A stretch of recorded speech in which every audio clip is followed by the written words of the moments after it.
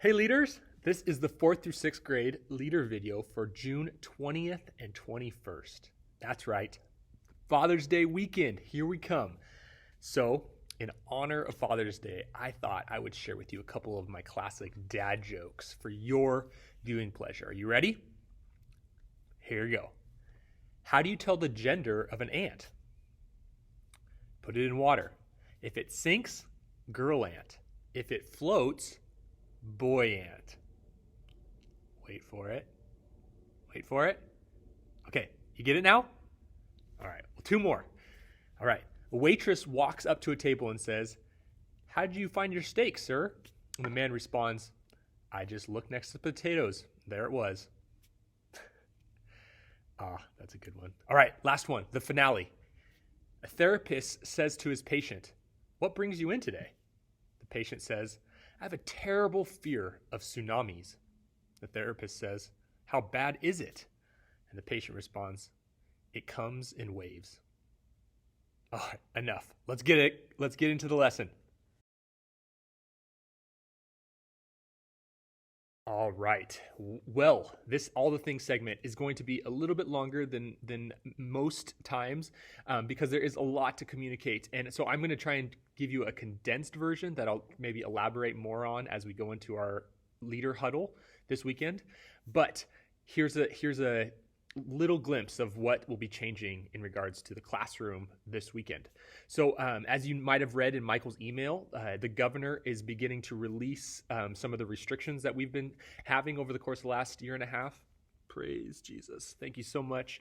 That is so awesome that we are moving in that direction. I'm sure there's a lot of people that are excited about that along with me. And so what does that mean for the classroom? Well, the short answer is that we're going to find out.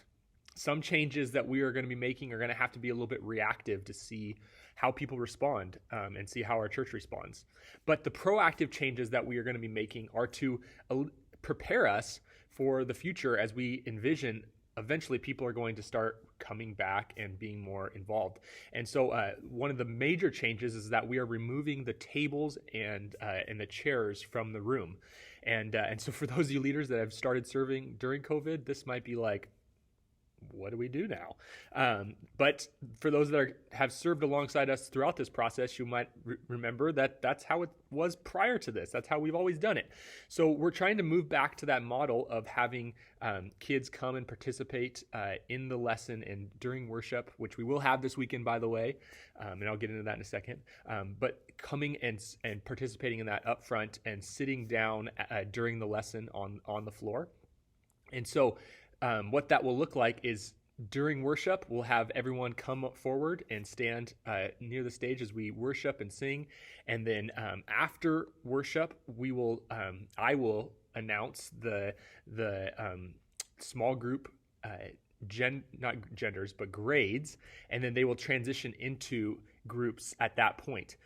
We'll still stay seated and stay connected for the lesson and the video, but we will be together in our groups, and we can pass out the bags with their lesson notes in them and all that stuff. I will have clipboards available for them to use for writing through their lesson notes since we don't have tables anymore, and so there will be a couple of options available for that.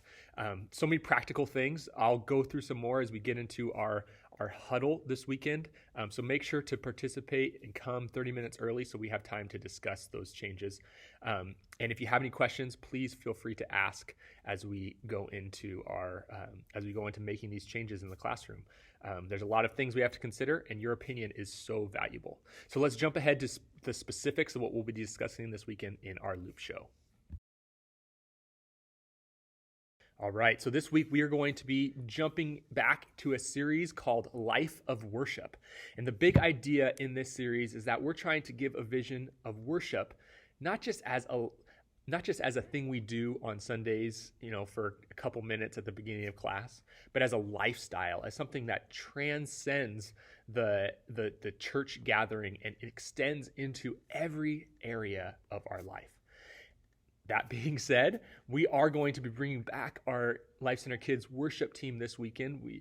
They have set a new structure for us where we're going to be having in-person singing and worship once a month, and we're going to really intentionally focus on how we can engage kids during that time.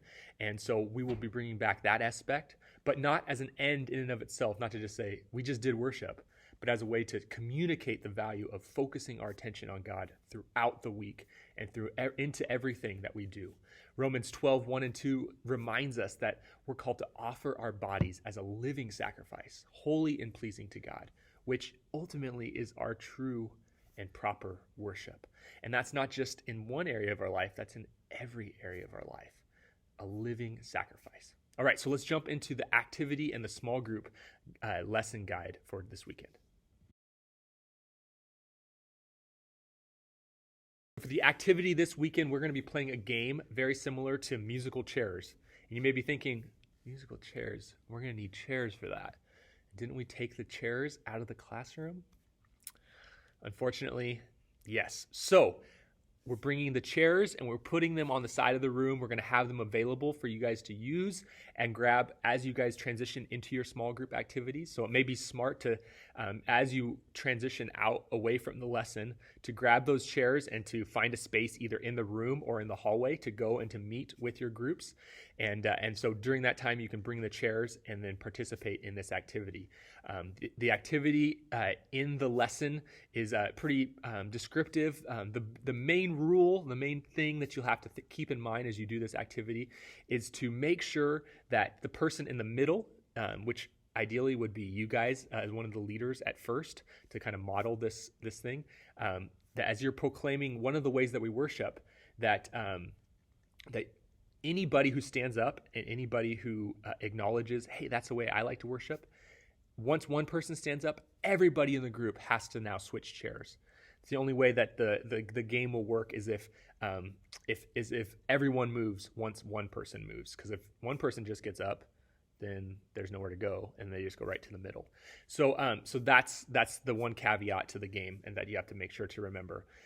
And this, as a goal and as an idea, this activity hopefully will give a vision for how we have such a diversity of approach to worship in our churches and in our gatherings. There's so many people who have different ways that they like to connect and focus their attention on God, but the solidarity that we have, or the similar reality that we have, is ultimately we focus our attention on God using the abilities and the skills and the things that we do throughout our week. And so there's more overlap than there is division in how we worship. So that's the lesson for this week.